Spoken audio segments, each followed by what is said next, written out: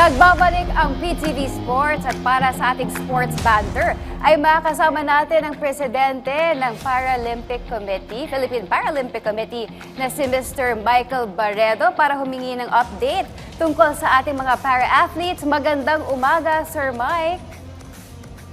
Good morning. Morning, Meg and Paolo. Yeah. Magandang umaga sa inyo. Yes, magandang umaga. Sir Mike, kamusta na po ba ang pagbabalik ng 8th Philippine National Para Games? Well, successful naman ang nangyari sa ating 8th edition ng Philippine National Para Games at nagpapasalamat tayo sa gobyerno, sa the Philippine Sports Commission na nagawa natin ito kasi yung huling games natin noong 2019 pa. And it's very important for us because we're taking advantage of the fact na wala muna tayong masyadong international events, go back to basics and try to find more potential athletes na pwedeng sumali sa ating national training pool. So, it went very well, although it can be better in the future. No? Sir Mike, na-mention nyo nga na it can be better. Pero sa tingin nyo po ba, ano ang kailangan gawing hakbang ng Paralympic Committee together with PSC para mas palawakin at palawigin pa ang inyong PNPG? Siguro pag sinabi kong better, dahil mas marami dapat nang pwedeng sumali dito. The numbers that were participated na dumating sa ating games ngayon, nasa mga 900 plus athletes coming from about 72 LGUs and organizations. Pero sa palagay ko, pwede nating paabutin as much as siguro 1,500 athletes yan. Dahil nung ginawa natin to sa Malolos, Bulacan about 5 years ago, nasa 1,200 na tayo. And not only that, 9 sports lang ang ginawa natin dito na kinonduct natin.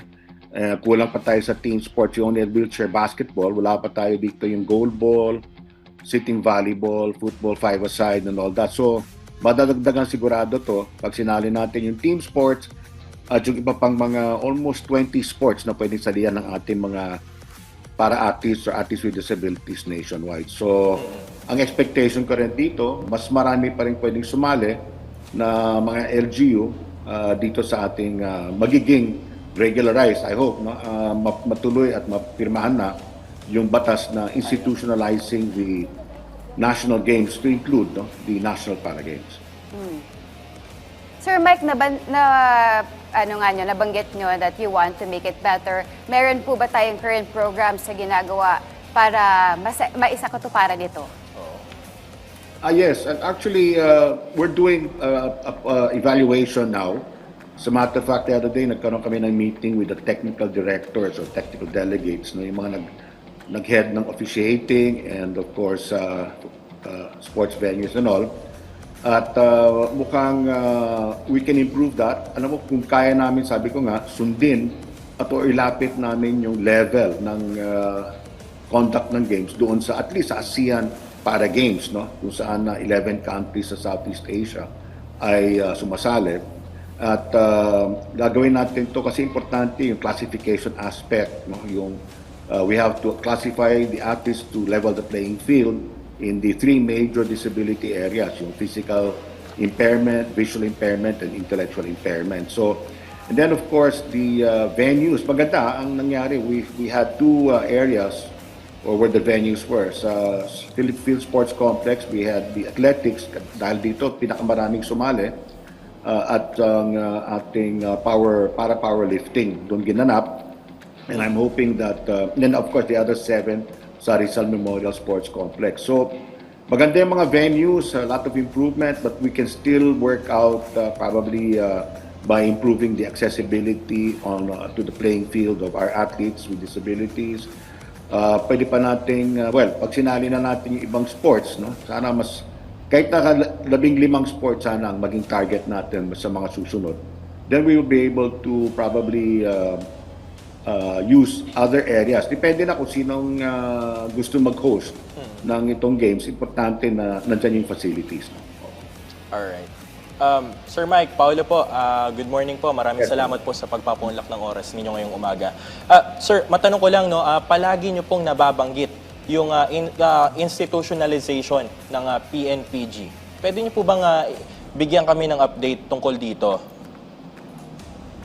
Well, the latest na nabalitaan ko rito, na ito ay napasa na sa lower house at saka sa Senado, and it was en route or on its way to the office of the president for signing. But I don't want to preempt the present status of it. But sa akin, ang alam ko, this will create an opportunity for local government units and other entities that wish to be part of it to prepare, no? Kasi magkakaroon yata siya ng tinatawag nating regional games and then of course the national games.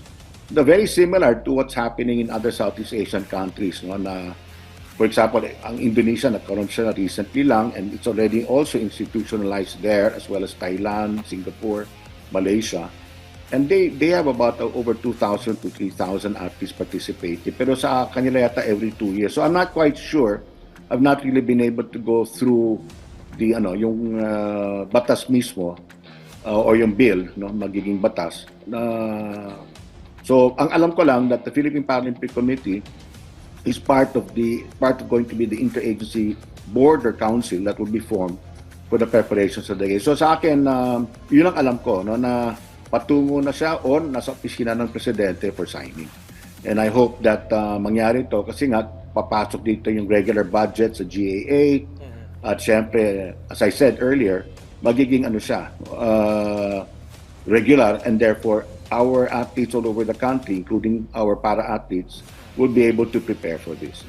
Alright, that's good news po, Sir Mike. Pero dito po sa next na agenda ng Philippine para-athletes natin, Sir Mike, pwede niyo po ba ibahagi sa amin kung ano-ano yung mga major tournaments or competitions na sasalihan po ng mga para-athletes natin sa hinaharap or sa susunod na taon? Okay. So again, because of the reintroduction of our national para games, importante to. Tapos siguro gusto ko lang idagdag na may ginagawa rin yung training the trainers kung saan may ikot kami sa buong bansa, sa mga probinsya and sa highly urbanized cities para ma-introduce yung para sports, Paralympic sports, what is classification, and not in all areas, but mamimili kami anong pwedeng 6 o 7 sport pwede introduce doon for talent identification as well. Now, going back to your question, again, this is in preparation. Now, we have 3 major sports coming up. For next year, we already have scheduled October 1 next year, what we call the Asian Youth Para Games that will be held in Tashkent, Uzbekistan. I think this will I'm not sure if it's going to be before or after the Asian Youth Games, no? And there will be 9 sports. And maganda rito is it's interesting kasi may mga sport dito na we did not have before. Canoe-kayak, rowing, para taekwondo, judo sa youth level, no?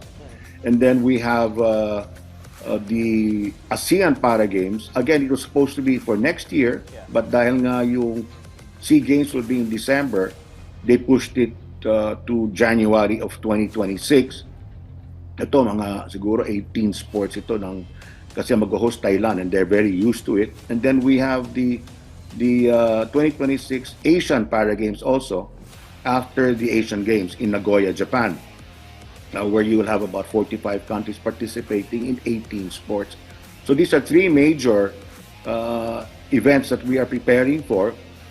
Of course, outside of the usual international tournaments, championships, or sub-regional games or regional games that we participate in the other various sports. So malaking bagay ito. That's why parang nagpa-fast track tayo na makahanap ng maraming or kung pwedeng potential athletes all over the country through the National Para Games. At sana, doon sa youth, as you know, there are 4 sports in the palarong pambansa kung saan sumasali yung ating mga students with disabilities, so nakakasali. But sana nga, nabanggit nyo kanina, kikinig ako sa inyong programa, sa susunod ng mga batang Pinoy, maisama na rin sila.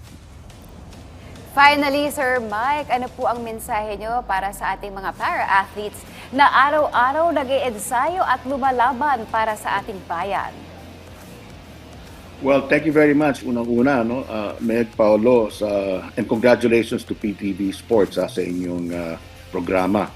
1 hour a day, I think 27 times a week, mabigat. But I'm sure there will be a lot of sporting events for you to follow. Unang-una, salamat ulit sa Philippine Sports Commission, naging partners natin dito sa Philippine National Para Games, and we're looking forward to the future. So I'm hoping that yung mga lumahok sa ating National Para Games at ang ating mga atleta na sa national training pool, about 200 plus of them, will continue to train hard kasi marami tayong inaharap na mga events that will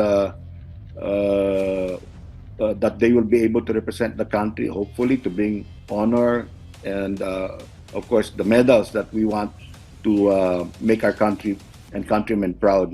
Sana kung po pwede, keep on training hard. And I'm also asking that not just government, through the local government units and our national government to come into and support us, pero hingi na rin ako ng suporta galing sa ating private sector. It's coming. Mukhang there are more and more private corporations and even individuals na pumapasok at gustong tumulong dito sa ating Paralympic movement and development of para sports. So for our athletes, continue to train hard and show our countrymen, make them proud that our athletes with disabilities can also do well in international events and activities.